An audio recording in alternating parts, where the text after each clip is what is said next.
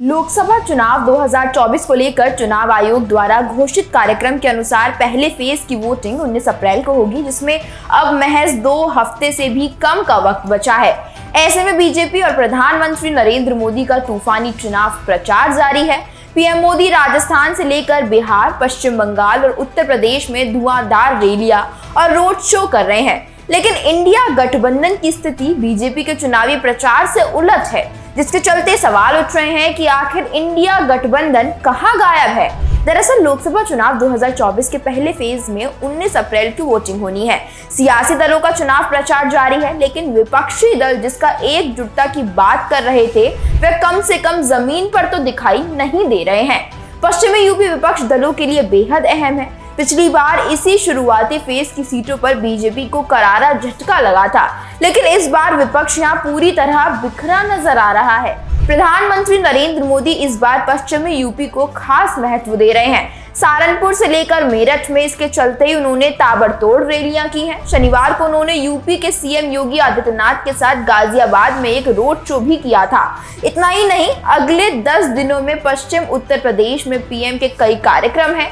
दूसरी ओर पीटीए गठबंधन के तहत एक साथ चुनाव लड़ने वाली समाजवादी पार्टी और कांग्रेस की साझा रैलियां फिलहाल होती नहीं दिख रही हैं। खास बात यह है कि पीएम मोदी की रैलियों और रोड शो में पूरा गठबंधन एक साथ दिखता है। उनके कार्यक्रम में बीजेपी के अलावा रालोद से लेकर अपना दल और सुभाष सपा के नेता भी दिखते हैं, लेकिन समाजवादी पार्टी के मुखिया अखिलेश यादव की रैली में कांग्रेस को प्रदेश स्तर तक के नेता नहीं दिखते हैं।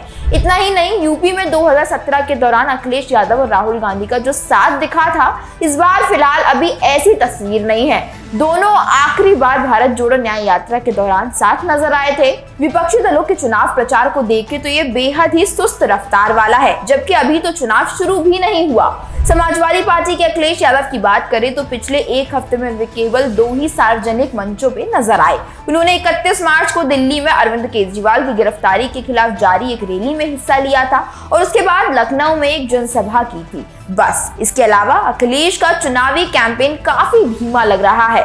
वहीं पूर्व सीएम मायावती की बात करें तो उन्होंने बीएसपी से चुनाव प्रचार के लिए अभी तक एक भी जनसभा नहीं की है। कांग्रेस पार्टी अपनी रैलियां दिल्ली से राजस्थान में कर रही है, लेकिन अन्य राज्यों में पार्टी के प्रचार की रफ्तार सुस्त दिख रही है। इसकी वजह यह है कि दिल्ली में सीएम अरविंद केजरीवाल की गिरफ्तारी के बाद से राज्य में पार्टी का जमीनी कार्यकर्ता संकोच में है। इसके अलावा बिहार की बात करें तो बिहार में आरजेडी जमकर चुनाव प्रचार कर रही है, लेकिन उनकी भी राहुल या मल्लिकार्जुन खड़गे साथ में चुनाव प्रचार करते नहीं दिख रहे हैं। पश्चिम बंगाल में मुख्यमंत्री ममता बनर्जी तूफानी तरीके से प्रचार कर रही हैं, लेकिन उन्होंने कांग्रेस से गठबंधन किया ही नहीं है। ममता यहां कांग्रेस पर भी जमकर हमला बोल रही हैं। दिलचस्प बात यह है कि यही ममता दिल्ली में हुई इंडिया गठबंधन की आप द्वारा आयोजित रैली में प्रतिनिधि के तौर पर सांसद डीआरके ओब्रायन और सागरिका घोष को भी भेज चुकी हैं। इसके अलावा महाराष्ट्र में चुनावी प्रचार से इतर अभी इंडिया गठबंधन सीट शेयरिंग तक पर माथापच्ची कर रहा है, जबकि वहां भी सीएम एकनाथ शिंदे से लेकर डिप्टी सीएम देवेंद्र फडणवीस जमकर चुनाव प्रचार कर रहे हैं। इंडिया गठबंधन से जब बिहार के सीएम नीतीश कुमार बाहर निकले थे, उससे पहले ही विपक्षी दलों के नेताओं ने कहा था कि अब विपक्षी जल्द एक साथ रैलियां करेंगे और बीजेपी के खिलाफ आक्रामक कैंपेन शुरू होगा। इसके लिए पहले 31 जनवरी की डेट भी रखी गई थी। इसी दौरान सीट शेयरिंग को लेकर काफी विवाद हुआ और राहुल गांधी अपनी भारत जोड़ो न्याय यात्रा पर निकल गए। ऐसे में इंडिया गठबंधन की पहली बड़ी रैली तब हुई जब राहुल की भारत जोड़ो न्याय यात्रा मार्च में खत्म हुई। इसके बाद दूसरी बड़ी रैली अरविंद केजरीवाल की गिरफ्तारी के विरोध में 31 मार्च को हुई थी।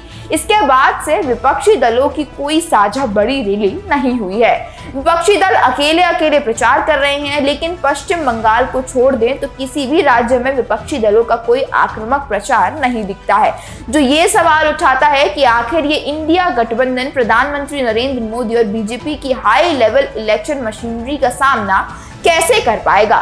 खैर, आपकी इस पर क्या राय है, हमें कमेंट करके जरूर बताएं। धन्यवाद।